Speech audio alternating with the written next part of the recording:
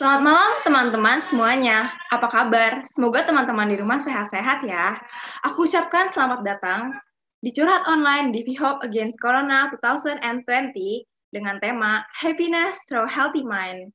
Sebelum masuk ke curhatan teman-teman semua, perkenalkan aku Jessica, selaku moderator yang akan menemani kalian hingga di penghujung acara.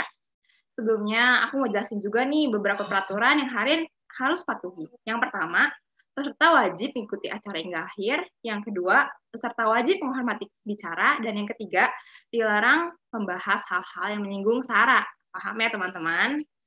Nah, mungkin beberapa dari kalian masih bingung nih, apa sih curhat online itu? Curhat online merupakan bagian dari Divi Hope yang bertemakan Am I Alone or Lonely? Ini bertujuan membantu kalian untuk mendapatkan solusi dari permasalahan atau bisa juga hanya untuk mencurahkan isi hati kalian supaya lebih lega nih teman-teman. Nah, kita mau ke pembahasan sekilas tentang bicara. Pembicara kita pada hari ini adalah Kanago Tejena. Kanago merupakan seorang psikolog klinis yang berdomisili di Denpasar, Bali. Beliau adalah lulusan Fakultas Psikologis Udayana dan melanjutkan master degree-nya di Universitas Pajajaran. Sebelum aktif menjadi clinical psychologist, Kak Nago juga merupakan asisten manajer di Bali Usada selama 5 tahun dan 1 bulan. Selain aktif praktek pada saat ini, Kak Nago juga aktif memberikan sharing edukasi melalui sosial medianya loh. Buat kalian yang mau kepoin Kanago, boleh follow Twitter dan Instagramnya di @nagotejena. Boleh dikepoin ya teman-teman. Sebelumnya kita sambut pembicara kita pada malam hari ini. Ini dia Kanago. Oke, halo Jessica. Selamat malam Kanago, apa kabar? Selamat malam, kabar saya ya gitu-gitu aja sih. Boleh dong sebelum masuk ke curhatan teman-teman, kita ngobrol-ngobrol dikit dulu nih Kak. Yuk, gimana? Aku mau tanya-tanya nih ke kakak, kalau kita punya permasalahan, sebaiknya kita mencurahkan kepada orang lain atau kita simpan untuk diri kita sendiri ya kak? Menurutku beda-beda ya, karena kadang kita istilahnya gini, ketika kita misalkan memiliki permasalahan yang mungkin membuat kita nggak sanggup menyelesaikan sendiri, itu tentu ketika ketemu orang lain yang bisa diajak berdiskusi, berbagi, dan menanggung beban bersama, tentu menurutku itu sangat membantu. Tapi menurutku kita juga harus perhatikan bagaimana kenyamanan kita ketika kita membagi cerita itu gitu loh. Kan ada juga orang yang merasa mungkin untuk urusan yang lebih private, dia mungkin lebih suka untuk menyimpannya sendiri gitu. Kalau aku sih lebih suka menyarankan kalianlah yang tahu kapan menakarnya gitu. Ada mungkin hal-hal yang kalian rasa cuma kalian yang nyaman memegang rahasia itu, tapi kalau menurutku ketika itu sudah nggak lagi mampu kalian selesaikan sendiri, ada baiknya kok kita mencoba juga membuka diri untuk curhat ke teman-teman sekitar yang tentu kita percayai gitu. Ini ada lanjutannya nih kak, kalau misalkan kita milih untuk curhat ke orang lain, seberapa besarkah pengaruhnya terhadap kesehatan mental kita? Oke, kalau aku kadang suka pakai analogi, misalkan HP atau komputer gitu ya. HP atau komputer itu kan ada memorinya gitu yang kita pakai gunakan untuk misalkan buka program, untuk running game ataupun yang lainnya gitu.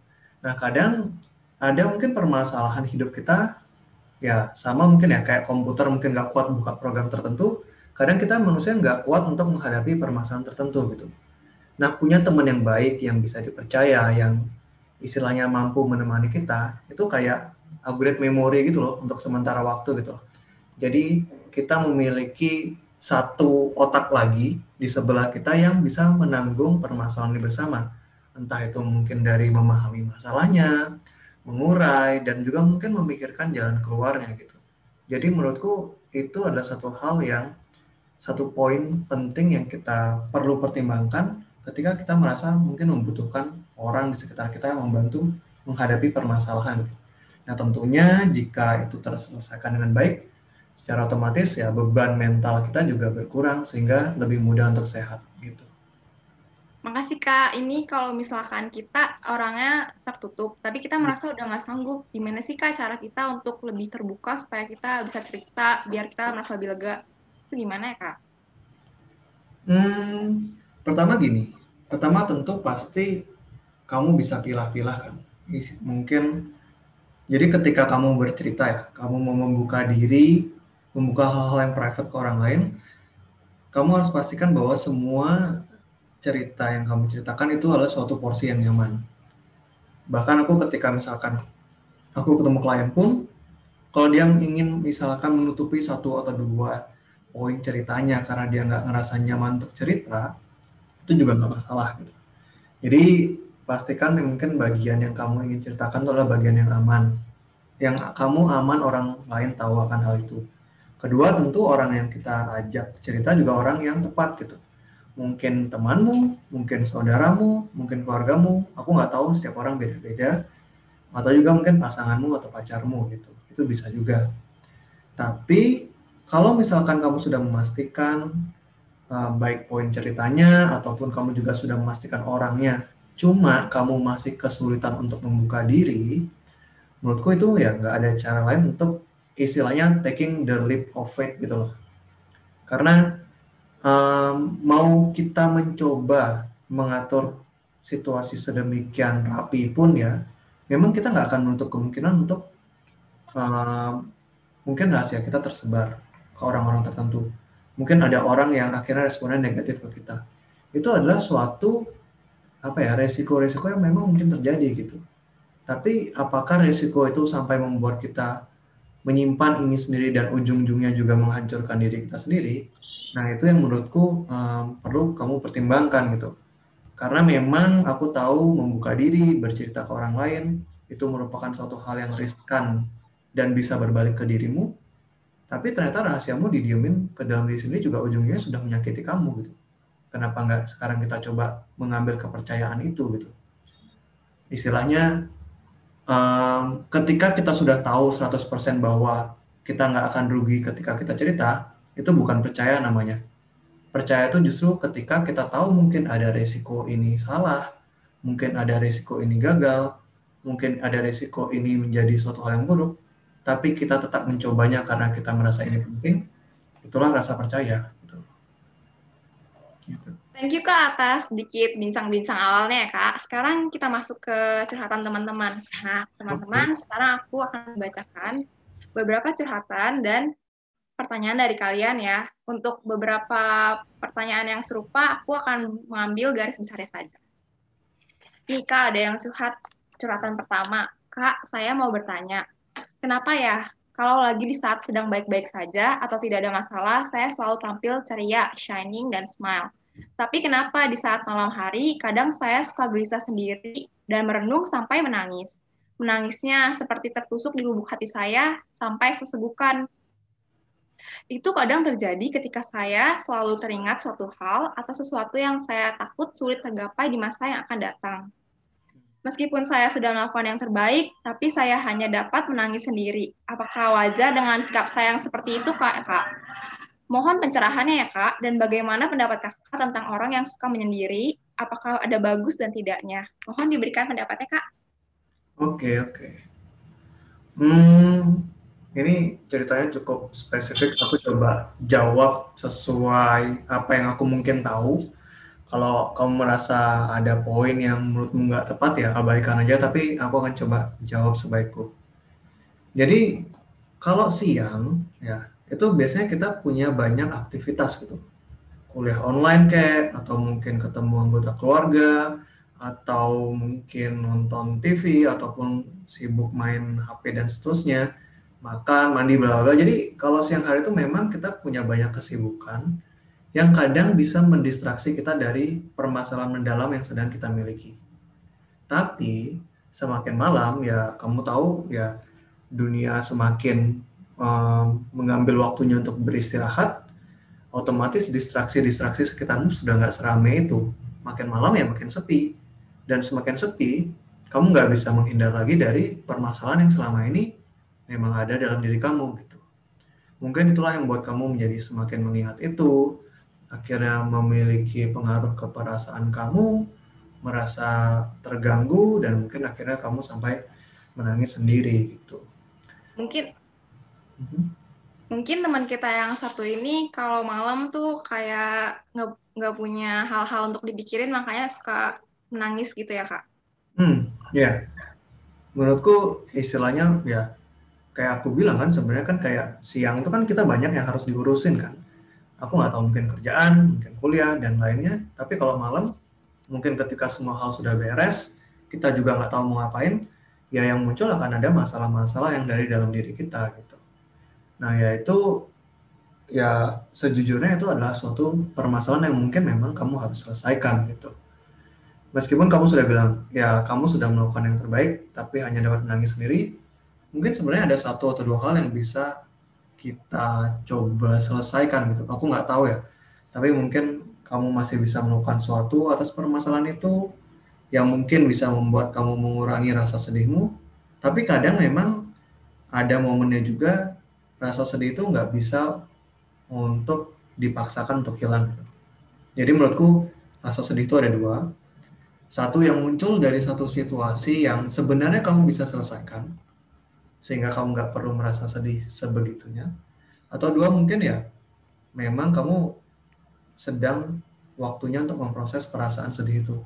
Karena contohnya misalkan kalau kita ditinggal dengan orang yang kita sayang gitu, orang terdekat kita meninggal, ya itu bukanlah suatu hal yang bisa diselesaikan gitu. Itu emosi yang harus kita proses, rasa sedih yang harus kita dalami gitu. Nah menurutku ya itu sifat yang wajar sih, sikap yang kamu alami ini, pengalaman ini suatu hal yang wajar. Dan bagaimana pendapatku tentang orang yang suka menyendiri, bagus atau enggak, ya itu tergantung sih. Orang itu menyendiri karena dia memang pengen sendiri, atau dia menyendiri karena sebenarnya dia pengen terkoneksi dengan temannya, cuma nggak tahu cara yang tepat, nggak ada teman yang pas, sehingga dia lebih memilih untuk menyendiri, ya yang kedua itu buruk gitu. Kalau yang pertama ya kamu mau sendiri ya silakan aja sih, nggak ada yang nyalahin kan, itu enak buat kamu ya fine aja. Tapi yang perlu kamu perhatikan adalah ketika kamu sebenarnya kamu sedang menyendiri, tapi kamu sebenarnya pengen terkoneksi dengan temanmu, terkoneksi dengan orang-orang tertentu. Nah itu yang menurutku kurang bagus, karena ada baiknya kamu lebih jujur kalau kamu membutuhkan orang lain di sekitar kamu, gitu sih. Kak, kita lanjut ke curhatan berikutnya ya, Kak. Yo. Saya merasa menjadi seseorang yang antisosial. Saya tidak mau keluar rumah. Bahkan untuk bertemu keluarga saya saja, saya malas. Saya merasa sikap ansos saya ini sudah sangat berlebihan. Dan saya sadar itu salah. Namun saya tidak tahu harus bagaimana. Walaupun saya sudah punya sedikit teman di perkuliahan, namun saya sering merasa kesepian saat saya sedang sendiri. Dan membuat saya overthinking. Dan saya sering menangis tanpa sebab. Bagaimana caranya untuk mencintai diri sendiri? Saya sudah melakukan banyak cara, namun saya tetap membenci diri saya sendiri. Saya bahkan merasa tidak hidup dan merasa kosong. Boleh dijawab, Kak?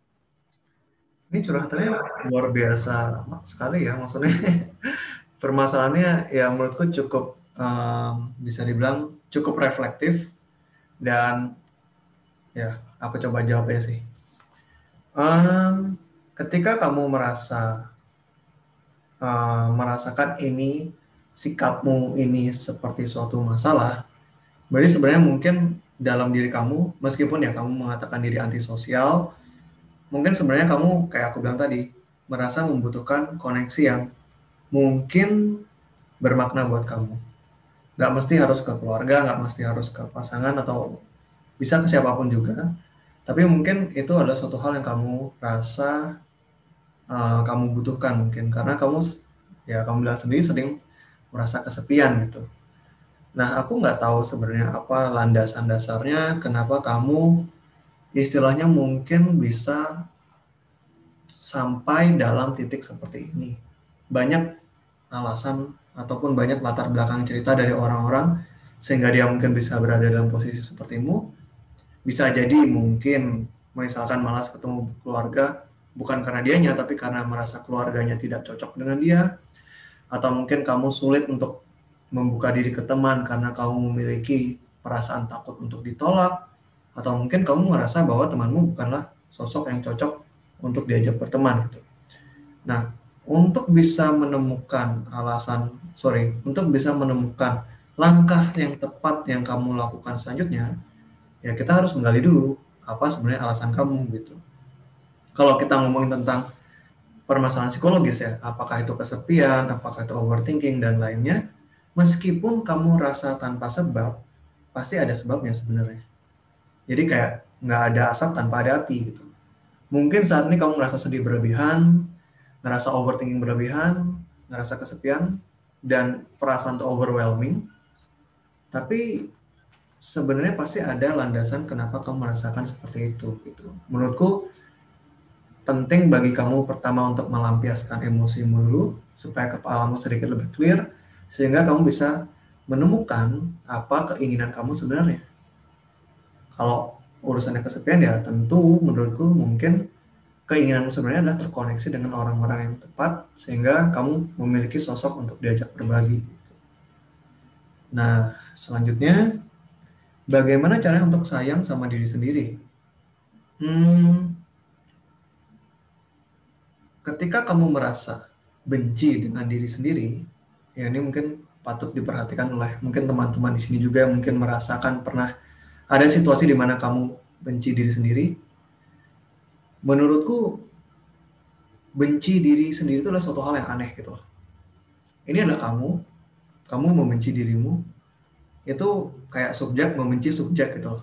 Lalu seharusnya kan subjek membenci objek gitu kan ya. Kamu benci si A, kamu benci si B. Membenci diri sendiri itu terkesan masuk akal, namun sebenarnya itu ya apa ya bisa dibilang ya, it's not always the case gitu loh. Biasanya ketika nih misalkan aku membenci diriku sendiri, duh kenapa aku bodoh banget ya, kenapa aku lambat banget ya. Biasanya tuh nggak pernah tentang bagaimana aku menilai aku. Itulah tentang bagaimana aku takut orang lain menilai aku. Aku merasa aku kurang menarik. Aku merasa aku kurang pintar. Aku merasa aku kurang ramah. Itu adalah penilaian yang kita anggap orang lain miliki ke kita, yang kita bungkus seakan-akan kita istilahnya membenci diri kita sendiri. Padahal ya, membenci diri sendiri itu merupakan suatu hal yang menurutku aneh ya. Coba kamu bayangkan di dunia ini cuma ada dirimu sendiri. Kamu merasa dirimu bodoh dibandingkan siapa? Merasa dirimu jelek dibandingkan siapa? Jadi membenci diri sendiri selalu berasal dari perasaan bahwa ada sifat dalam dirimu yang dibenci oleh lingkunganmu sehingga kamu menggunakannya untuk istilahnya menyiksa dirimu sendiri. Nah itu menurutku perlu kamu coba kembali gali. Dan bagaimana caranya untuk menyayangi diri sendiri? Ya simple, untuk melakukan sesuatu sesuai dengan apa yang kamu inginkan. Misalkan ya, aku kasih contoh mungkin salah satu karakteristik yang mudah bagi seorang untuk membenci dirinya sendiri. Anggaplah misalkan kalau perempuan tentang penampilan fisik, misalkan berat badan. Itu kan apa ya istilahnya salah satu hal yang sering dikhawatirkan gitu kan ya. Ataupun laki-laki misalkan, kalau perempuan masalah langsing atau gemuk, kalau cowok mungkin masalah berotot atau enggak gitu misalkan. Kita selalu ngerasa kayak kita membenci tubuh kita karena itu nggak ideal. Padahal sebenarnya yang kita takutkan adalah karena bentuk tubuh kita tidak ideal, kita takut orang lain nggak mau menerima kita. Nah, bagaimana caranya untuk mencintai diri sendiri setelah berada dalam posisi itu? Sekarang kamu kembalikan, kalau menurut orang lain bentuk tubuhmu nggak ideal, kalau menurutmu sendiri kayak gimana? Nah, di sini pilihannya bisa macam-macam. Kalau kamu merasa, enggak kok, aku sudah ideal, bentuk badanku segini sudah bagus, penampilanku sudah menarik, ya udah, itu yang kamu lanjutkan. Tapi kalau sebenarnya kamu memiliki pemikiran yang sama dengan orang lain itu, bukan karena terpengaruh mereka ya, tapi karena kamu sendiri merasa ini nggak pas untuk dirimu, ya kamu bisa melakukan sesuatu untuk memperbaikinya. Kamu olahraga, kamu misalkan kalau kamu merasa dirimu kurang pintar, kamu belajar, dan seterusnya. Tapi entah kamu menerima dirimu saat ini, atau merasa perlu memperbaikinya, itu tergantung dengan penilaian kamu, bukan penilaian orang lain. Karena dengan mengikuti prinsip kita itulah, itu yang dinamakan kita mencintai diri kita sendiri. Kayak gitu sih. Jadi Kak, kalau misalkan kita mencintai diri kita sendiri adalah berdasarkan mindset kita sendiri terhadap diri kita sendiri, bukan pengaruh dari orang lain gitu ya Kak? Istilahnya bagaimana kita akhirnya karena kan selama ini kita hidup terlalu banyak mendengarkan omongan orang lain ya gitu.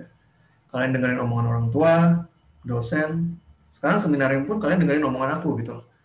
Maksudnya sekarang mungkin ini waktunya kalian untuk mulai mendengarkan apa yang kalian mau sendiri. Dan itu adalah langkah awal dari self love itu gitu. Nah, teman-teman, mulai sekarang belajarlah mencintai diri sendiri dengan mindset kita sendiri ya.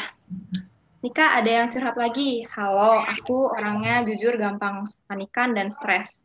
Ya. Jadi sejujurnya aku gampang berpikir negatif atau yang buruk, misal seperti self-harm. Aku pernah melakukan sebelumnya, namun pada saat itu aku sudah berhenti, which is a good thing. Tapi aku nggak suka ketika ada sesuatu yang buruk datang di kehidupanku, misalkan masalah keluarga, hubungan. Karena jika sudah parah banget, akan mempengaruhi perasaan aku. Aku bisa mengalami panic attack. Aku merasa nggak berguna untuk banyak orang setelah itu. Bagaimana caranya ya untuk mengatasi pikiran buruk dan melawan panic attack tersebut? Itu gimana? Oke.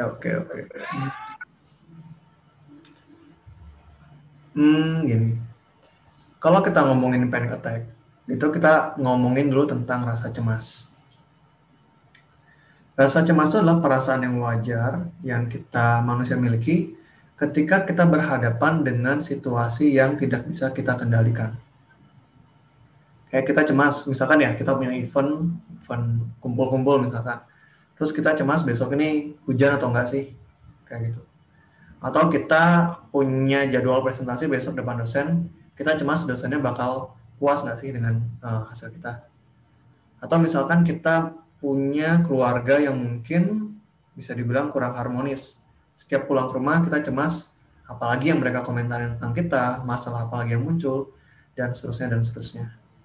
Nah, panic attack muncul tuh ketika satu, ada situasi tertentu yang membuat kamu cemas sehingga itu menimbulkan perasaan tidak nyaman dalam dirimu, gak cuma secara mental tapi sampai juga secara fisik. Nah, celakanya lagi, karena badanmu merasa nggak nyaman, kamu mulai mikir, apa sih yang nggak enak? Ada bahaya apa sih yang muncul dari dalam diri kamu? Aku kenapa nih? Istilahnya, kamu cemas, lalu kamu juga cemas terhadap kecemasanmu sendiri gitu loh. Ujung-ujungnya kamu panik sendiri. Akhirnya kamu bisa dibilang panic attack, kamu mungkin gelisah atau kamu mungkin bingung sendiri, ada mungkin orang yang sampai lari dan seterusnya. Dan akhirnya malah benar-benar mencelakakan dirimu sendiri. Gitu. Yang pertama kamu harus pahami ketika kamu mengalami panic attack adalah kamu harus sadar bahwa kecemasanmu yang berlebih itu bisa dibilang kadang tidak sesuai dengan realita yang ada. Gitu.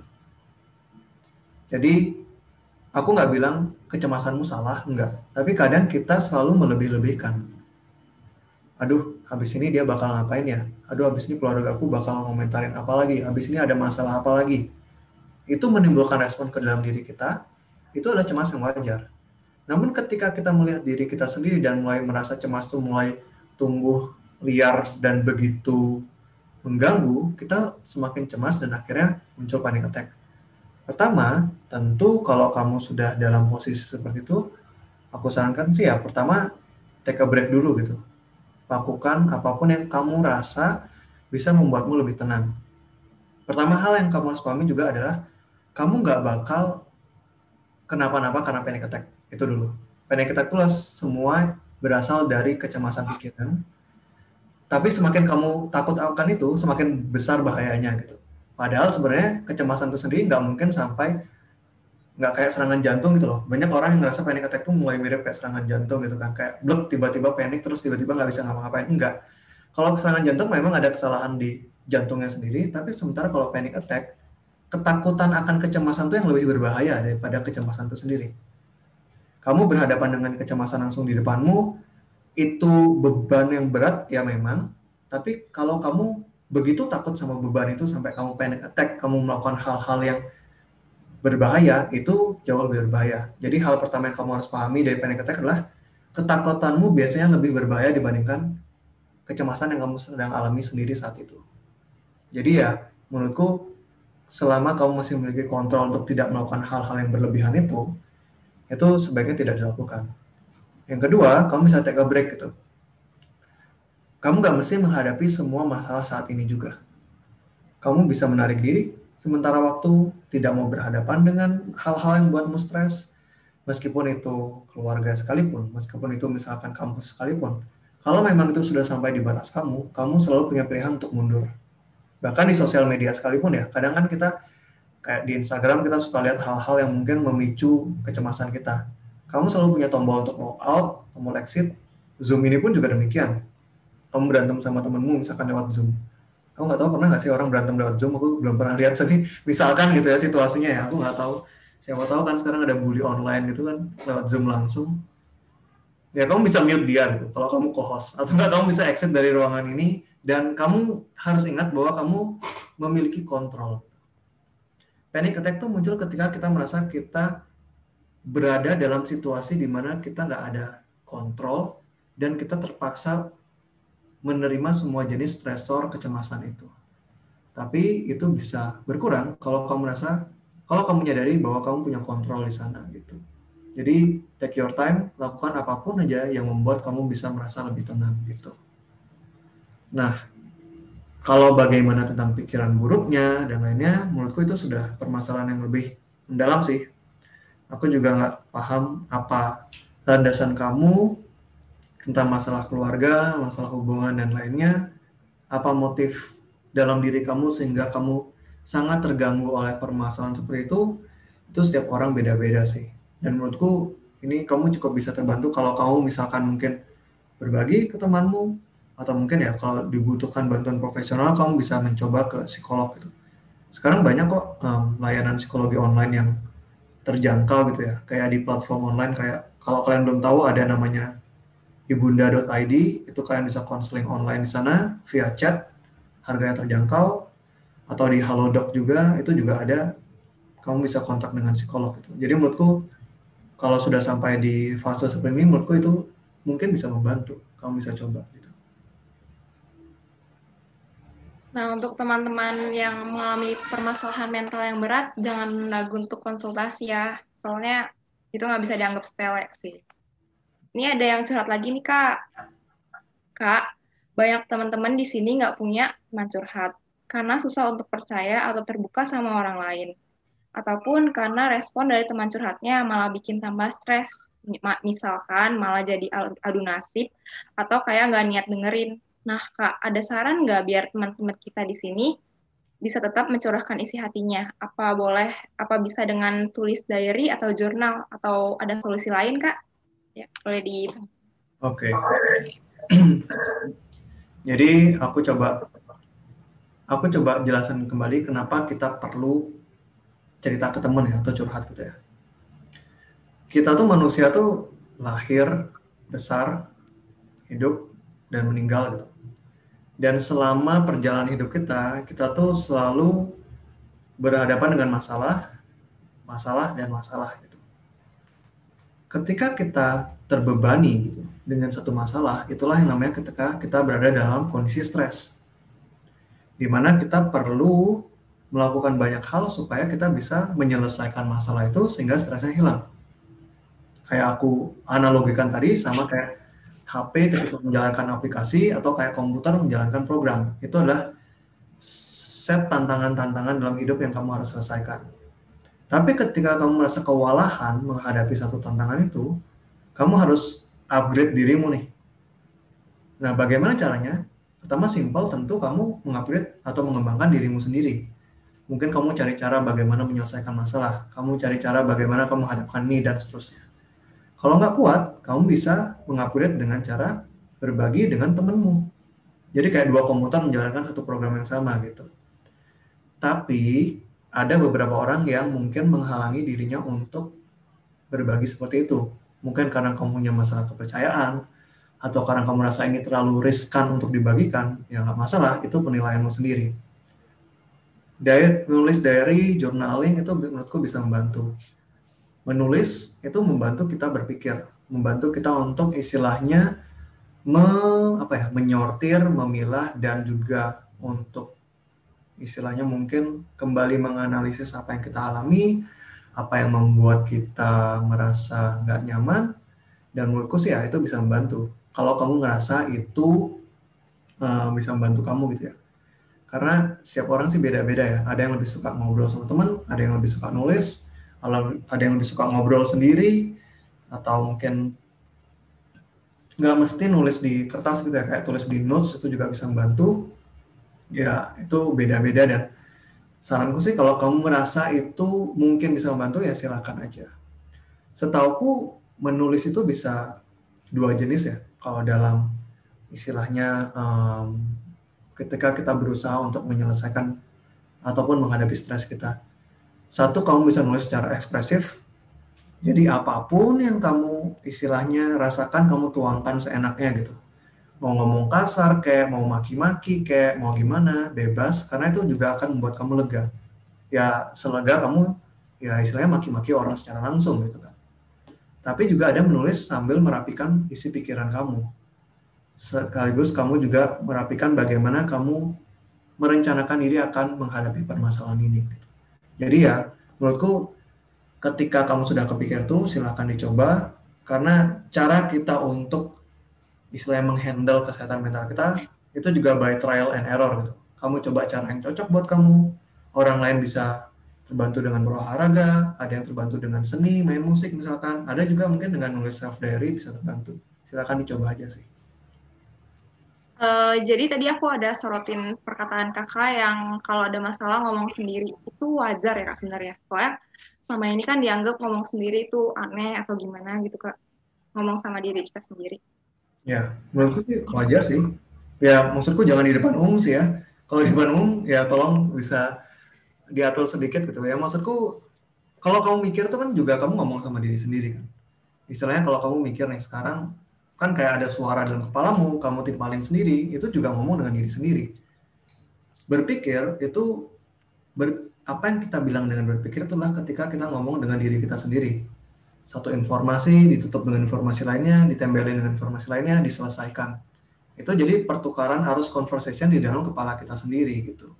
Jadi menurutku ngomong ke diri sendiri itu hal yang wajar sih. Ya tapi kamu juga tahu kapan orang lain bisa menganggap itu menjadi suatu hal yang nggak wajar. Gitu. Jangan depan umum juga gitu. Jadi ya atur-atur sendirilah gitu. Baik kak, kita lanjut lagi nih ya kak. Oke. Jadi masih banyak teman kita yang nggak boleh keluar rumah dan jadinya stres sendiri karena lihat teman-teman yang lain udah pada ngumpul. Gimana sih kak caranya supaya kita buat diri kita sendiri happy, tetap di rumah aja di tengah jadwal kuliah yang padat karena kuliah dan tugas-tugasnya. Tapi jadinya nunda-nunda kerjaan terus selama kuliah di rumah. Oke. Lalu ini sebentar. Jadi bisa tolong diulangi nggak? Aku mencoba memproses gitu. Jadi masih banyak teman kita yang nggak boleh keluar rumah dan jadinya stres sendiri karena lihat teman-teman yang lain udah pada kumpul. Gimana sih caranya supaya kita tetap happy di rumah aja di tengah jadwal yang padat karena kuliah dan tugas-tugas, tapi tetap bisa nyelesain semua tugas-tugas yang ada. Karena banyak juga nih teman-teman kita yang jadinya nunda-nunda karena kuliah di rumah. Oke. Ini kamu mintanya banyak ya. Sudah mau happy, mau nyelesain jadwal kuliah. Aduh, ini luar biasa sekali. Gini, aku biasanya untuk menyelesaikan mungkin ya, bisa dibilang permasalahan kesehatan mental gitu ya. Atau mungkin menyelesaikan beberapa masalah gitu. Aku selalu bilang ada 3 aspek atau 3 hal yang kita bisa lakukan. Yang pertama tuh do something important gitu. Jadi kamu melakukan hal yang penting buat kamu. Apa itu? Entah itu kuliah, entah itu pekerjaan, atau entah itu tugas dan lainnya gitu. Pertama itu tentu yang harus kita lakukan supaya kita juga merasa diri kita berguna dan kita merasa punya sense of achievement melakukan sesuatu. Yang kedua, do something fun gitu. Yang bahkan mungkin menurut kita useless gitu loh. Karena nggak bisa dipungkiri ya, namanya tugas ya, itu pasti nyebelin gitu. Kamu nggak bisa merasa dirimu happy dan menyelesaikan tugas di saat yang bersamaan gitu loh. Kalau bisa ya kamu merupakan mahasiswa idaman sekali gitu ya, kamu bisa menyelesaikan tugas dengan bahagia gitu. Tapi ya itu suatu hal yang sulit gitu, karena kita merasa tugas itu sebagai kewajiban. Sementara hal-hal yang membuat kita happy biasanya hal-hal yang kalau dilihat secara value-nya ya itu nggak berguna sih menurutku gitu loh. Jadi kayak misalkan nih main game gitu, apakah itu merupakan suatu hal yang berguna? Enggak. Tapi apakah itu membuat kita happy? Iya gitu. Justru karena itu nggak berguna dan membuat kita happy, itu jadi hal yang bagus gitu loh. Kadang ada orang yang ngerasa aku harus ngerjain ini, aku harus ngerjain itu, aku harus ngerjain ini, sampai mereka stres. Tapi ketika mereka take a break dan melakukan suatu hal yang happy untuk diri mereka sendiri, mereka mulai merasa bersalah gitu. Duh, aku harusnya ngerjain tugasku hari ini. Aku harusnya mulai bisa nyicil skripsi misalkan waktu ini. Aku harusnya mulai kayak gini.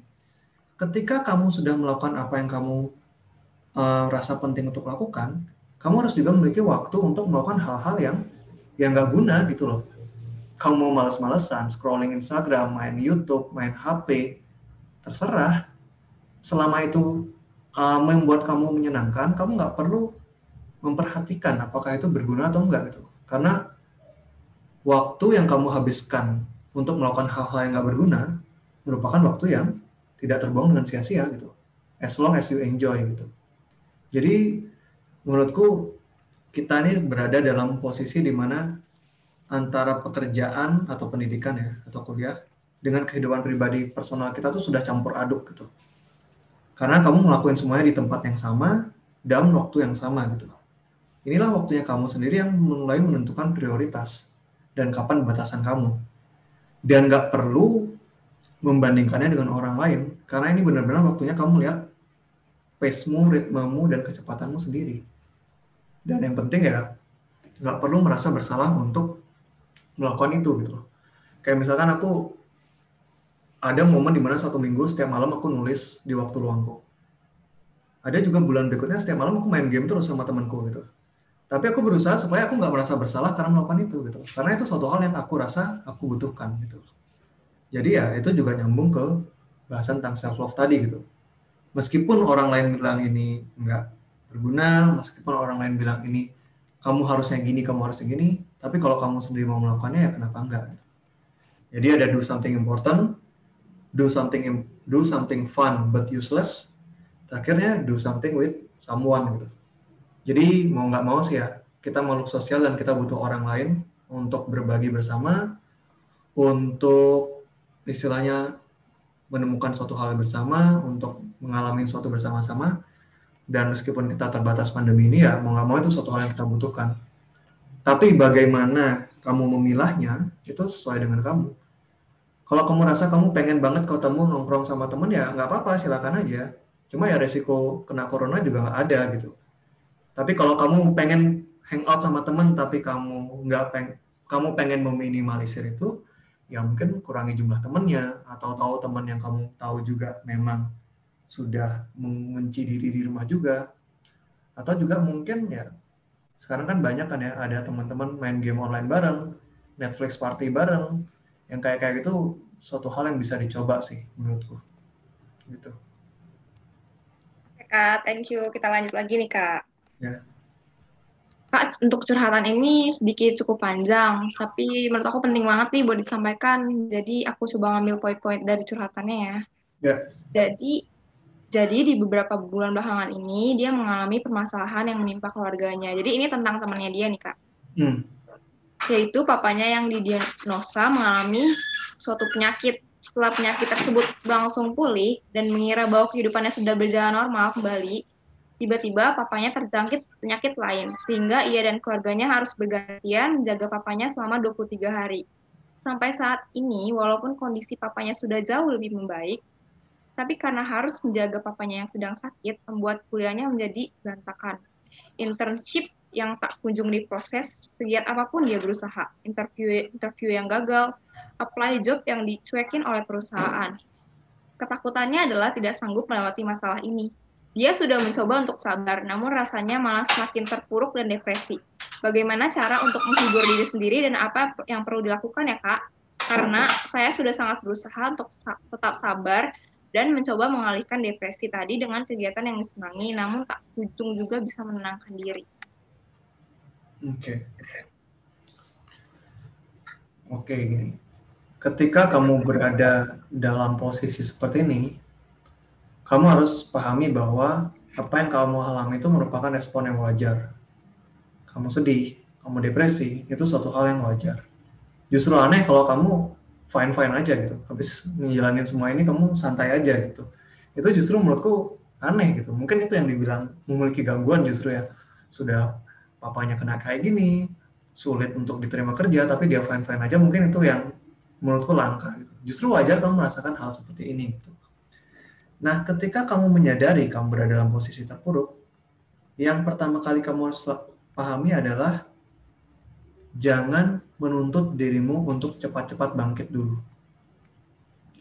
Kenapa? Karena biasanya ketika kita menuntut, itu kita akan semakin merasa bersalah, semakin merasa diri tidak berguna, semakin merasa diri tidak pantas, dan malah justru berkepanjangan gitu. Kamu baru aja menghadapi masalah-masalah besar dalam hidupmu gitu loh. Ada papamu kena kayak gitu, kena diagnosa penyakit itu, urusan kuliahmu berantakan, internship dan lainnya, ya wajar kamu berada dalam posisi ini gitu. Dan menurutku penting bagi kamu untuk memprosesnya. Kenapa? Karena di setiap perasaan dan setiap fase yang kita alami dalam hidup kita, itu mengandung mungkin nilai-nilai tertentu, pembelajaran yang bisa kita ambil. Anggaplah gini, kamu berada dalam posisi di mana kamu harus mengurus kuliahmu, atau internshipmu, atau kerjaanmu, dan kamu ngerasa kamu juga harus mengurus orang tua kamu. Memang sih kesannya kayak, ya jelas dong kita harus milih orang tua gitu. Tapi sebenarnya enggak juga gitu. Sebenarnya kamu memiliki kebebasan. Kamu mau jadi anak yang cuek, kamu fokus ngurusin kerjaan, sebenarnya bisa juga. Tapi ya kondisi ayahmu terbengkalai gitu. Ingatlah bahwa ketika kamu memilih untuk mengurus ayahmu dan mengorbankan ini, itu karena kamu merasa pilihanmu yang ini lebih penting. Bagaimana kamu mengorbankan itu untuk sementara waktu, karena kamu merasa kamu perlu mengurus keluargamu atau orang tuamu, itu merupakan pilihan sadar yang kamu pilih karena mereka penting buat kamu. Kenapa penting bagi kamu untuk memahami ini? Supaya kita nggak merasa kita ditimpa oleh istilahnya mungkin kesialan yang kita tidak bisa atur atau kendalikan gitu. Oke, anggaplah kamu sudah mengelola mengurus keluargamu dan kamu sudah merasa mungkin ya bersyukur dan semuanya sudah berangsur-angsur mulai menjadi baik-baik saja. Sekarang ketika kamu merasakan kamu sedih akan mungkin beberapa situasi yang menimpa kamu bisa juga mempelajari suatu hal dari kesedihan-kesedihan itu. Coba kamu lihat dari kamu mungkin gagal di tugas-tugas kuliah ataupun mungkin internship atau mungkin pekerjaan. Sedih itu muncul adalah ketika kita kehilangan sesuatu dalam diri kita. Semakin berharga sesuatu itu, semakin kita sedih. Nah, menurutku, ketika kamu merasa overwhelmed dengan semua kesedihan ini, kamu jadi bisa menggali sebenarnya apa yang ada dalam dirimu yang kamu baru saja hilang, yang baru saja kamu hilangkan, yang penting buat kamu gitu. Misalkan dari 4 mungkin atau 5 kesedihan tuh kamu paling merasa sedih karena kamu ditolak interview di perusahaan A gitu. Berarti kamu bisa menyadari bahwa oh, sangat penting buat kamu untuk bisa bekerja di perusahaan yang A, B, C, D, E. Atau kamu ngerasa misalkan ketika kuliahmu terbengkalai atau mundur dan lainnya, kamu merasa kamu jadi ketinggalan dengan teman-temanmu. Berarti mungkin yang penting buat kamu adalah kamu memiliki kebersamaan dengan teman-teman kamu. Gitu. Jadi maksudku adalah, memang perasaan ini, sedih ini nggak nyaman, depresi ini tidak tertahankan, dan kamu ingin segera untuk move on. Tapi kamu harus pahami adalah, semakin kamu memaksa untuk sabar dan move on, itu akan membuatmu semakin terpuruk dan semakin merasa terjebak dalam situasi ini. Kenapa nggak sekarang kita embrace perasaan ini? Memang mungkin jangan terlalu keras sama diri untuk segera keluar dari perasaan ini, dan selagi kamu ada di sini, kamu bisa mempelajari apa yang sebenarnya penting buat kamu. Apa sebenarnya kehilangan apa yang sebenarnya membuatmu sangat begitu terpuruk, sehingga kedepannya kamu tahu harus fokus kayak gimana. Kamu baru saja mengalami kegagalan 1, 2, 3, 4. Oh, ternyata yang nomor 3 ini yang paling membuatku terpuruk. Berarti ke depannya aku tahu ke arah mana aku harus mengarahkan diri. Gitu sih menurutku. Jadi lewat masalah ini kita bisa tahu prioritas kita ya, Kak? Mungkin kurang lebih kayak gitu ya. Um, ya, istilahnya gini. Ketika kamu menghadapi suatu masalah yang membuatmu secara emotionally overwhelmed, langkah pertama yang dilakukan adalah tentu dengan mengekspresikan emosi itu dulu. Bisa dengan bercerita, bisa dengan menulis, bisa dengan menangis, dan seterusnya. Dan penting buat kamu nggak meredam atau mendistraksi itu. Seperti yang mungkin kamu bilang, mengalihkan dan lainnya. Setelah emosi itu clear, setelah emosi itu mungkin mulai sedikit berkurang, baru kamu bisa pahami situasi apa yang membuatmu merasa kayak gini. Oh, aku kehilangan ini. Oh, aku ditolak ini. Oh, aku ini. Sehingga kamu paham apa-apa aja yang membuatmu merasa sedemikian terpengaruh. Fungsinya apa? Sehingga ke depannya kamu bisa work on hal-hal ini gitu. Kamu tahu apa yang penting buat kamu dan kamu bisa mengejar atau mengarahkan dirimu ke arah sana gitu. Terima kasih, Kak, sedikit sharingnya. Lanjut nih, Kak, ini relate banget sih sama kita saat ini. Dia curhat gini, Kak, COVID cukup membuat hidup saya mengalami banyak perubahan. Dari sisi lingkungan keluarga sampai diri sendiri. Rasanya seperti naik roller coaster, tapi di bagian ini kita harus terjun sampai ke bawah, kita ambruk tanpa pengaman. Awal-awal selalu nangis, kok begini sih? Tapi akhirnya jadi makin keras terhadap diri sendiri. Kuliah mesti terputus, mimpi mesti ikut ke pending. Nggak cuma mimpi sama kuliah yang terganggu, hubungan saya dengan mama saya juga memburuk. Karena saya benar-benar stres sebelumnya. Tapi syukurnya, sekarang sudah mulai bisa menerima keadaan. Saat saya stres, saya selalu berusaha untuk berpikir positif. Tapi saya juga merasa hal ini seperti bom waktu. Saya sudah capek, tapi saya nggak tahu mesti bagaimana. Rasanya mau pergi, tapi nggak bisa pergi. Apa yang harus saya lakuin? Udah cukup saya cerita sama orang. Bukannya nggak percaya lagi terhadap orang-orang itu. Cuma saya udah capek untuk cerita semua keluh kesah saya. Boleh dijawab, Kak? Mungkin ada beberapa lapisan yang aku jawab secara berbeda di sini karena ketika kita menghadapi suatu masalah, mungkin nggak satu istilahnya mungkin saran atau rekomendasi yang aku bisa berikan yang bisa diterapkan semua jenis tahapan gitu. Kayak ketika kamu misalkan di sini ya kasusnya kamu ngerasa kondisi pandemi ini benar-benar memberikan impact yang luar biasa ke keluarga kamu gitu. Wajar kamu merasa kayak gini, kalau apalagi kuliah keputus dan mimpi kamu kepending itu hal penting dalam hidupmu yang luar biasa yang tentu sangat mempengaruhi kondisi psikismu saat ini gitu ya. Dan itu membuatmu stres, membuatmu emosi, dan ketika itu penting bagi kamu untuk membebaskan itu. Kayak kamu bilang, ketika berusaha untuk positif, tapi lama-lama itu malah membuat seperti menjadi bom waktu gitu. Analogiku biasanya ke klienku kayak gini gitu. Misalkan kamu merasa ada emosi negatif yang tidak tertahankan saat ini, yang kamu harus lakukan tuh bukanlah untuk menumpuk dengan emosi positif, tapi emosi negatifnya masih ada, kemudian tiba-tiba meledak. Yang kamu harus lakukan adalah untuk meledakkan sedikit demi sedikit gitu. Kamu marah ya marah. Kamu berantem sama orang sekitarmu ya berantem. Mungkin kita memang sering merasa ya, namanya emosi tentu bagusan yang positif gitu ya. Bahagia itu bagus. Terharu itu bagus, harmonis itu bagus. Tapi sebenarnya ya itu semua baik dari emosi positif atau emosi yang negatif, itu semua merupakan rangkaian full experience sebagai manusia gitu.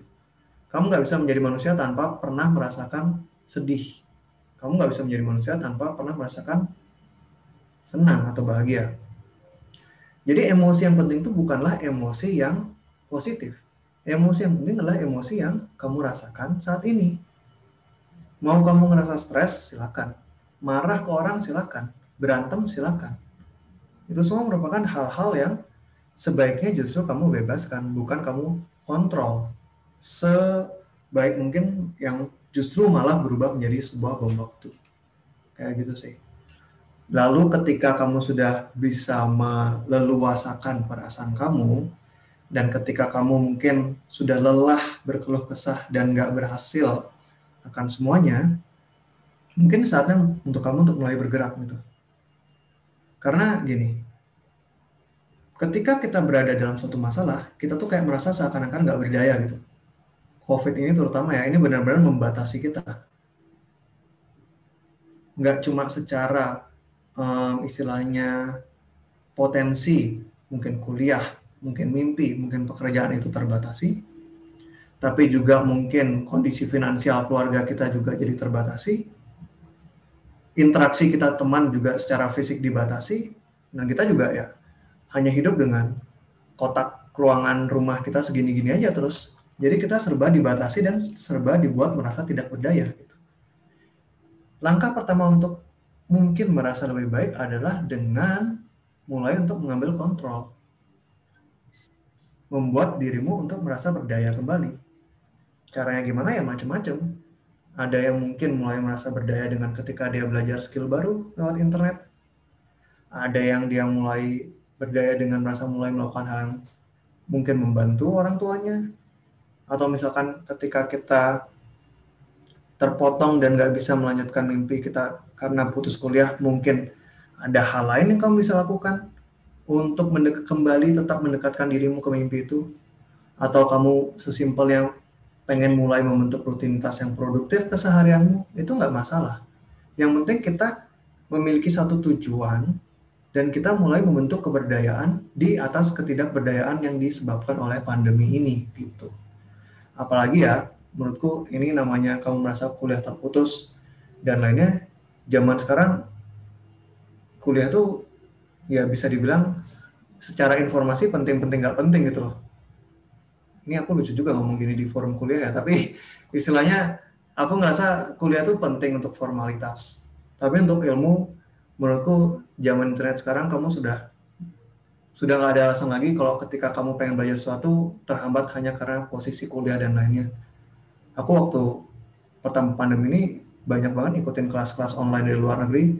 Kamu bayangin kita bisa ngikutin kelas online dari Harvard, Stanford, dan lainnya tanpa menjadi murid yang top dan kuliah di sana gitu loh. Apalagi mungkin ya materi-materi yang saat ini berlimpah ruah di internet gitu loh. Semua materi itu ada di sana, bahkan kamu nggak perlu harus menjadi mahasiswa jurusan itu ataupun menjadi orang di profesi itu untuk bisa mengaksesnya. Dan yang sekarang kurang hanyalah mungkin ya keinginan kita untuk melahap informasi itu gitu loh. Jadi menurutku coba kamu pahami, aku paham tentunya semua hal ini membatasi dirimu dan membuatmu tidak berdaya, dan itu merupakan suatu hal yang valid dan tentu itu membebani kamu, tapi kamu sendiri yang bisa melihat mungkin peluang-peluang apa yang masih tersedia. Dan ketika kamu bisa seizing that opportunity gitu, mengambil kesempatan merealisasikan atau mengeksekusi kesempatan itu adalah langkah pertamamu untuk mengambil kembali kendali untuk hidupmu yang trauma-ambing karena COVID ini. Gitu. Aku mau cerita sedikit nih pengalaman aku selama COVID juga, Kak. Aku sekalian mau nanya ya. Jadi tuh selama di rumah aja aku jadi gampang banget emosian gitu, tapi aku tahan kan. Jadi numpuk. Habis itu jadi sering berantem sama orang rumah. Terus berantemnya tuh gede, Kak. Tapi habis itu kayak merasa bersalah kenapa ya harus berantem. Tapi juga mumet ngeliatnya mereka terus, jadi pengen marah-marah gitu. Terus ada masalah juga kan. Jadi itu gimana ya Kak buat ngeredainnya? Oke. Ngeredain apanya dulu? Biar bisa kontrol emosi, biar abis itu nggak merasa bersalah gitu kalau udah ribut-ribut sama orang. Oke. Aku nggak tahu apakah aku tepat untuk menjawab ini atau enggak gitu ya. Tapi kadang pertengkaran tuh nggak bisa dihindari gitu. Dan pertengkaran tuh bukan berarti suatu hal yang sepenuhnya buruk gitu. Karena gini, kita terutama ya kita di budaya timur ya, kita terlalu menjunjung tinggi bahwa orang tua harus dihormati, kita nggak boleh ngomong apa ke orang tua, sampai kita mungkin membatasi hal-hal yang seharusnya wajar kita ungkapkan ke orang tua. Terutama apalagi kalian di sini misalkan sudah mulai beranjak ke kuliah gitu ya. kalian sudah terbuka dengan dunia baru, informasi baru, wajar dong kita punya beberapa prinsip yang berbeda dengan orang rumah gitu. Dan itu menurutku justru penting untuk dikomunikasikan gitu. Ketika pandemi ini tuh kita terpaksa untuk bertemu dengan orang yang kita nggak suka di rumah, bukan nggak suka tapi nggak sepenuhnya cocok. Tapi itu juga berarti kita menghadapi masalah yang mungkin suatu saat nanti akan muncul gitu. Bayangkan ya, mungkin kalau nggak ada pandemi, oke, kamu nggak berantem sama orang tuamu di umur 20 tahun, tapi nanti menjelang umur 30 tahun mungkin baru terasa perbedaan prinsip yang luar biasa dan berantemnya akan segimana hebat waktu itu gitu loh. Ketika sekarang ini ada situasi pandemi ini, menurutku justru ketika ada perbedaan, itu ya sebaiknya dikemukakan gitu. Bukan dalam berantem yang sampai meledak-ledak gitu ya, justru dengan mengeluarkan perbedaan yang kecil-kecil, membuat kalian semakin paham jarak masing-masing gitu loh. Oh, mamaku nggak suka kalau aku kayak gini. Sebaliknya begitu pula, oh ternyata si anakku sekarang mikirnya kayak gini gitu. Jadi kalian paham posisi satu sama lain sehingga itu juga bisa menghindari kesalahpahaman yang ada muncul di kemudian hari gitu. Jadi itulah sisi positif dari berantem gitu. Apalagi ya kita tahu kita anggota keluarga juga tentu mungkin ya memiliki landasan tertentu yang membuat kita juga sayang sama mereka. Justru hubungan yang terus-menerus dipaksa menjadi baik tidak akan berhasil dalam jangka panjang gitu. Sama kayak kalian punya teman, mana sih teman yang lebih dekat? Teman yang kalian setiap ketemu selamat siang kayak gitu, atau teman yang kalian sapa dengan kata-kata ejekan atau makian gitu? Tentu yang kayak gitu kan yang biasanya mungkin kalian rasa punya ikatan yang lebih kuat dengan kalian gitu. Kalian bisa berbagi apa aja, bercerita apa aja, bahkan berantem berbeda pendapat. Itulah yang mungkin juga kita perlukan dengan keluarga kita. Tapi bukan berarti berantem benar-benar maki-maki sampai gimana gitu ya. Maksudku adalah perbedaan pendapat itu suatu hal yang penting untuk diungkap. Karena meskipun ini keluarga yang menganut nilai yang sama, tapi nggak memungkiri juga setiap orang di sana memiliki perbedaan yang perlu dikemukakan gitu. Thank you Kak, sarannya membantu aku banget sih Kak. Sekarang lanjut ke curhatan teman-teman kita lagi ya. Sip. Saya sepertinya sedang mengalami kesepian di pandemi ini. Saya ngerasa bahwa butuh seseorang yang menemani saya, dikarenakan teman yang dapat saya ajak bicara atau sekedar bermain, juga sibuk dengan hubungan romansanya masing-masing. Terkadang selama pandemi ini, hati saya merasakan kesepian. Beberapa orang menanyakan kabar saya, tapi saya pun tidak bisa menjawabnya dengan tepat. Karena saya sendiri tidak paham kenapa saya sedih dan juga bad mood. Saya pun mencoba mencari pasangan lawan jenis yang pada akhirnya menimbulkan keinsecurity-an yang sangat tinggi saat melakukan pendekatan dengan lawan jenis. Bagaimana ya Kak cara mengatasi permasalahan kesepian yang saya alami ini? Ya, insecurity aku juga sih Kak. Gimana ya Kak? Oke. Pertama gini, ketika aku bilang tadi juga bahwa pandemi ini memaksa kita bertemu dengan orang yang kita nggak sepenuhnya cocok, seperti keluarga. Sebenarnya salah satu orang yang belum tentu kita rasa diri kita cocok ya, kadang diri kita sendiri gitu. Sepi sendiri itu membuat kita semakin terpapar dengan, kadang kita bosan sama diri kita sendiri gitu loh, nggak tahu mesti ngapain gitu. Mungkin selama ini kita sudah merasa kayak gitu, kamu nggak sepenuhnya mengenal diri sendiri untuk bisa tahu apa yang kamu harus lakukan di situasi pandemi ini. Karena kenapa? Kalau nggak pandemi, kamu bisa selalu mendistraksi dirimu keluar. Bosan keluar ke tempat A, bosan ke mall, bosan ketemu sama teman C dan lainnya. Giliran sekarang itu semua nggak bisa, kamu cuma ada dengan dirimu sendiri, kamu bingung, kamu harus ngapain. Malah justru saran pertamaku ya, jangan buru-buru keluar dari perasaan kesepian ini. Jangan buru-buru mendistraksi lagi dengan orang lain. Mungkin ini waktunya kamu untuk mencari apa yang bisa membuat kamu nyaman, apa yang bisa membuat kamu konten kalau kamu sendiri. Karena seharusnya, karena bisa dibilang ketika kita sibuk bertolak ke orang lain saat kita merasa nggak nyaman, itu artinya kita sedang kabur dari diri kita sendiri gitu. Mungkin justru menurutku langkah pertama yang kita bisa lakukan ya adalah dengan membiarkan kita merasa sepi seperti ini dan menemukan cara untuk mengatasinya sendiri dulu gitu. Jangan langsung buru-buru ke orang lain. Kamu bilang sendiri kan, orang lain kayak punya hidupnya masing-masing. Ya sekarang pertanyaanku, hidupmu mana gitu loh. Kamu ngapain gitu loh. Itu dulu yang kita harus coba cari dulu gitu. Karena gini, kalau kamu nggak punya itu, kamu akan memiliki potensi kamu attach sama orang lain gitu loh. Jadi kayak, kalau temanku A, aku ikut A. Kalau temanku B, aku ikut B. Kalau dia menolak aku akan selalu merasa nggak nyaman gitu loh. Sementara kalau kamu punya hidupmu sendiri, kamu nggak akan sebegitu bergantungnya sama teman kamu. Dan itu akan membuat hubungan kalian lebih baik. Jadi kalian nggak kayak, kadang kan sebel ya, maksudnya si A ketemu si A nggak bisa apa-apa kalau tanpa B, si B juga nggak bisa apa-apa tanpa A. Akhirnya pertemanan mereka saling tergantung, saling memanipulasi satu sama lain, dan malah jadi berantem gitu.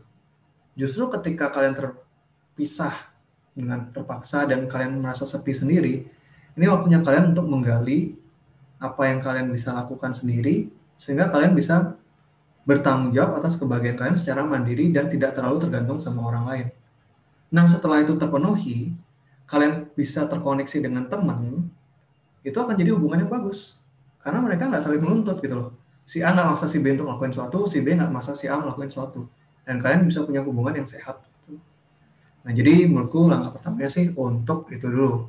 Coba deh, jangan langsung buru-buru pergi dari rasa sendiri dan sepi ini, tapi cari apa yang kamu bisa lakukan. Nah, kalau tentang insecurity terhadap insecurity ketika melakukan pendekatan dengan lawan jenis, ya itu beda lagi bahasannya sih. Insecurity itu muncul ketika kita membandingkan diri dengan orang di sekitar kita. Dan kita merasa diri kita nggak cukup. Yang lucunya adalah, orang yang kita bandingkan juga merasa dirinya nggak cukup gitu loh. Jadi insecurity itu kayak ilusi yang semua orang miliki gitu. 10 orang, aku satu merasa insecure dibandingkan 9 orang lainnya. Ke-9 orang lainnya juga merasa insecure sama aku, bahkan yang merasa insecure sama mereka gitu loh. Jadi insecure itu bisa dibilang ketika kita mencoba untuk bermain peringkat dengan orang di sekitar kita. Dia lebih baik sama aku, dia lebih kurang sama aku, dan ya itu bisa aja terjadi. Kamu akan selalu bisa menemukan cara untuk membuatmu berada di posisi di bawah orang lain itu. Tapi pertanyaannya ya buat apa? Apakah tujuanmu sama kayak dia? Apakah keluargamu sama kayak dia? Ya itu mungkin 1-2 hal yang perlu kamu pertimbangkan sebelum kamu membabi buta membandingkan dirimu dengan orang lain gitu. Jadi ya, insecurity itu hanya akan bisa diatasi ketika kita sendiri sudah tahu apa yang kita mau dan di mana kita akan bergerak, sehingga perbandingan dengan orang lain menjadi tidak sebegitu pentingnya. Mungkin gitu sih. Tapi kalau secara spesifik, mungkin harus dibahas insecurity di bidang apa, baru aku bisa menjawab lebih detail gitu. Tapi kalau kita punya insecurity itu wajar nggak sih, Kak? Kalau di setiap orang, misalkan aku ngeliat seorang tuh kayak udah perfect banget, tapi ternyata dia tuh juga masih ngerasa insecure. Karena di mata orang lain dia udah, wah keren gitu. Ya. Menurutku sih wajar ya. Insecure itu kan mungkin mirip juga dengan perasaan cemas ya. Insecure itu mungkin perasaan cemas yang dikombinasikan dengan aspek sosial ya, karena kita bandingin orang gitu. Ya menurutku itu suatu hal yang wajar, karena kita merasa manusia ini, kita merasa kita tuh berharga ketika kita diterima oleh orang lain gitu. Apakah misalkan kita lihat orang yang perfect banget ya, mungkin public figure atau artis ya, mereka juga kadang nggak sepenuhnya secure dengan dirinya gitu. Ada kok 1-2 artis yang meskipun mereka sudah top banget, mereka masih bacain komentarnya dan merasa insecure setiap ada komentar negatif dan seterusnya gitu. Jadi itu adalah hal yang wajar yang muncul ketika kita membandingkan diri dengan orang yang kita rasa lebih dari kita. Tapi perlu dipahami juga, ini kalau ditelusuri ya nggak akan ada habisnya. Kamu akan selalu menemukan orang yang lebih bagus daripada kamu gitu. Nggak peduli ya kamu ambil satu bidang ya, olahraga misalkan basket, ada kok yang lebih jago daripada kamu. Kamu ambil satu bidang lagi misalkan penampilan, pasti ada yang lebih menarik daripada kamu. Kuliah misalkan di bidang bisnis, pasti ada yang bisnisnya lebih bagus daripada kamu. Kalau kita bermain terus di permainan insecurity ini, itu nggak akan buat kita selesai gitu. malah akan justru mendistraksi dari loh maunya kita apa gitu loh. Kayak misalkan simple ya, misalkan gini, ketika aku misalkan berkomitmen atau mendedikasikan diriku untuk sharing hal-hal seputar psikologi atau kesehatan mental nih. Apakah ada psikolog lain yang lebih bagus daripada aku? Ya mungkin ada aja. Apakah ada orang lain yang lebih pintar daripada aku? Ya mungkin ada aja. Tapi apakah itu membuatku untuk berhenti? Kalau memang mengetahui bahwa ada orang yang lebih daripada aku membuat aku berhenti melakukan ini, ya buat apa aku ngelakuin ini di awal gitu loh. Kalau memang tujuannya hanya untuk lebih bagus daripada orang lain gitu. Jadi salah satu cara untuk bisa mungkin mengatasi rasa insecurity ini adalah dengan memahami tujuan pribadi, kenapa kamu melakukan sesuatu sebelum akhirnya terdistraksi dengan membandingkan diri ke orang lain gitu.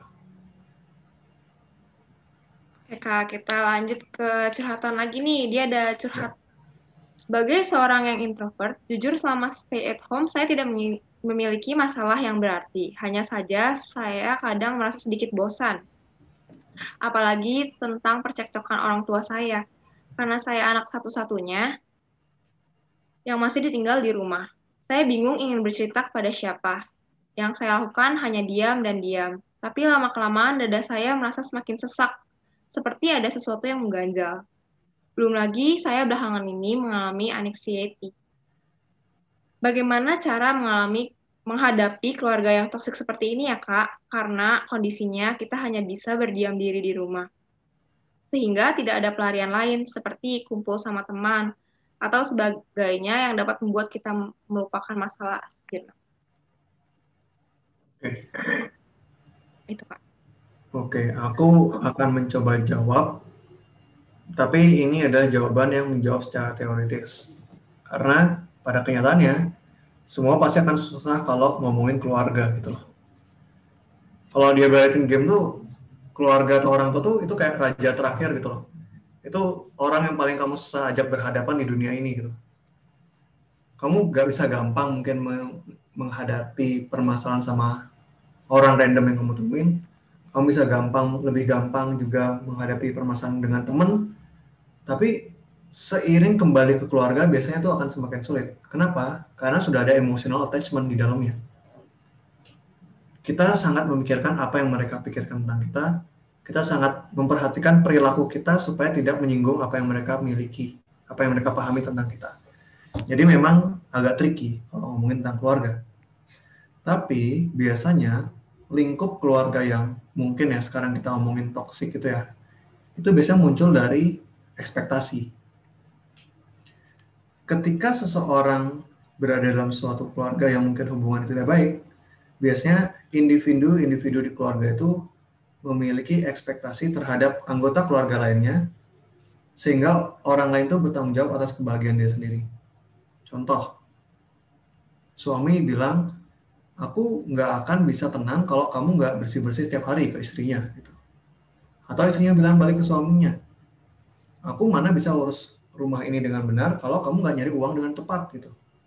Atau mungkin orang tua ke anak gitu, papa nggak akan bisa bahagia kalau kamu nggak milih kuliah jurusan ini, atau nggak kalau kamu nggak kerja di sini.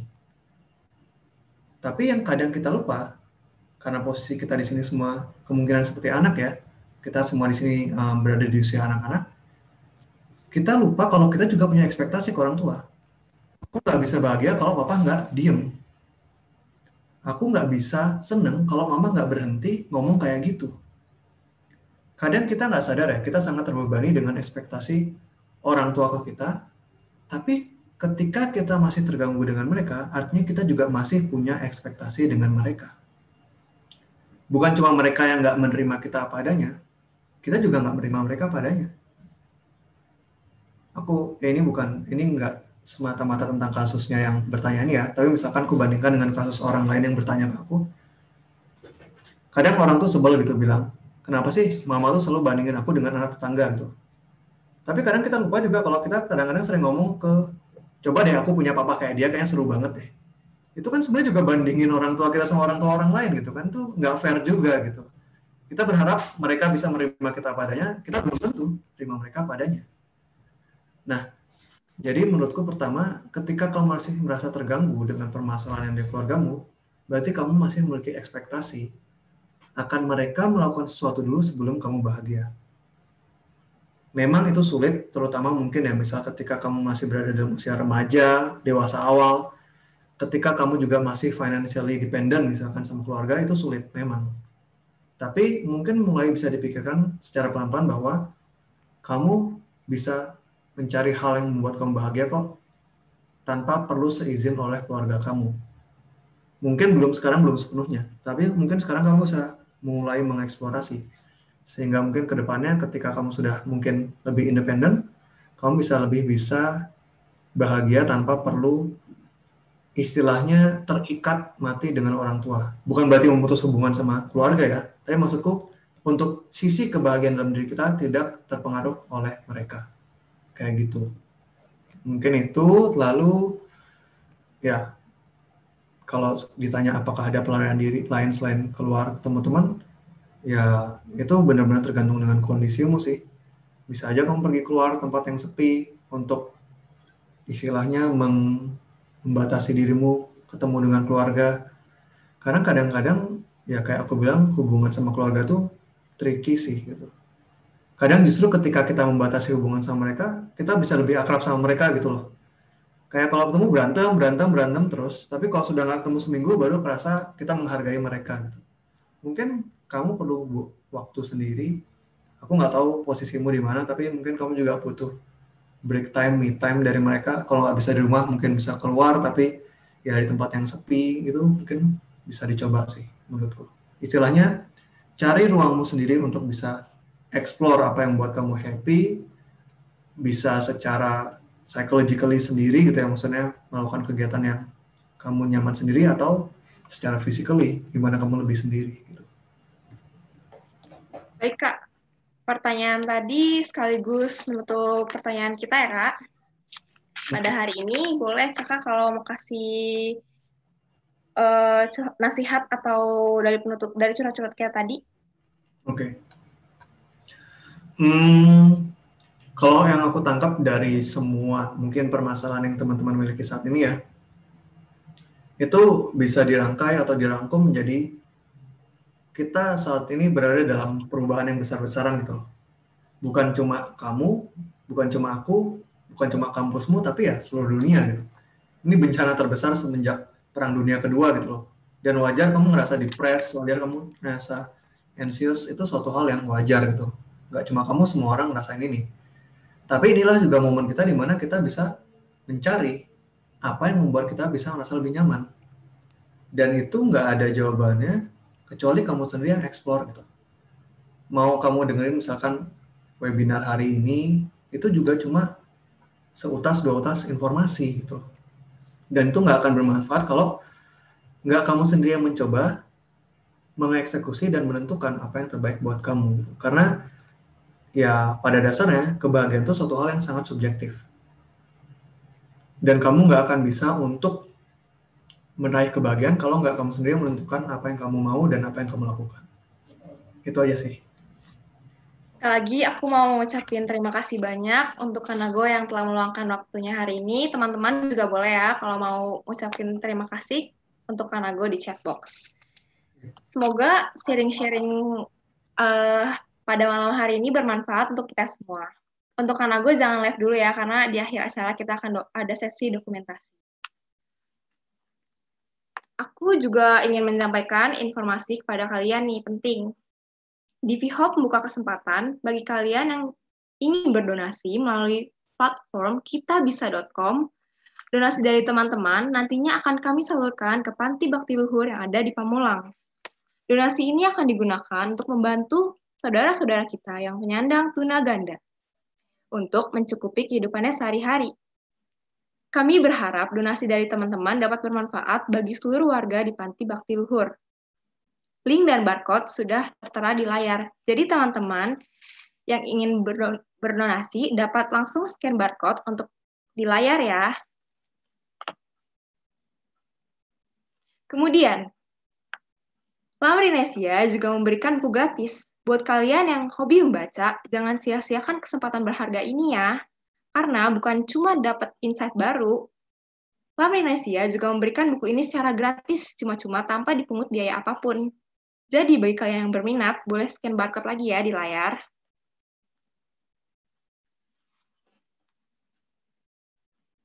Kita lanjutkan ke sesi dokumentasi. Bagi teman-teman, dipersilahkan untuk membuka kameranya ya.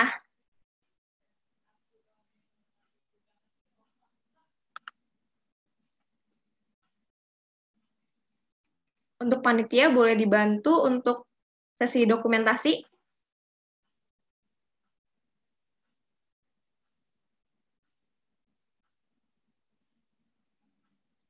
Dimulai dari halaman pertama ya.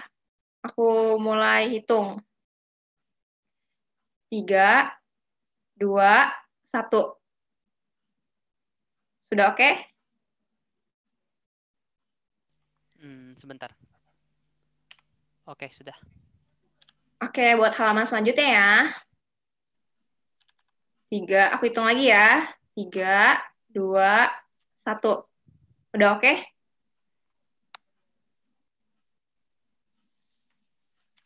Sudah. Lanjut. Sekali lagi. Oke, untuk halaman terakhir ya, aku hitung ya. 3, 2, 1. Senyum yang lebar. Udah oke? Sebentar ya. Untuk halaman terakhir.